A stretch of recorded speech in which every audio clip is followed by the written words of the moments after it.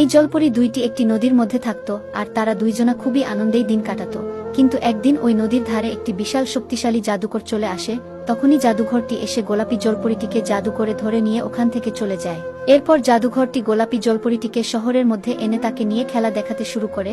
তখনই জলপরিটি দড়ির উপরে খেলা দেখাতে দেখাতে সে ভুল করে দড়ি থেকে নিচে পড়ে যায়। এইসব দেখে জাদুঘরটি অনেক বেশি রেগে যায় আর জলপরিটিকে ওই দর্শকের সামনে ধরে মারতে শুরু করে।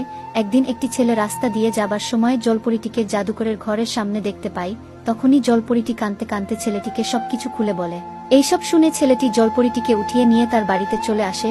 এরপর ছেলেটি জলপরিটিকে এনে তাদের সুইমিং পুলের মধ্যে ছেড়ে দেয়। তখনই জলপরিটি ছেলেটিকে বলে, আমি তো আমার বোনের কাছে ফিরে যাব, কিন্তু তুমি গিয়ে ওই জাদুঘরের প্রতিশোধ নাও।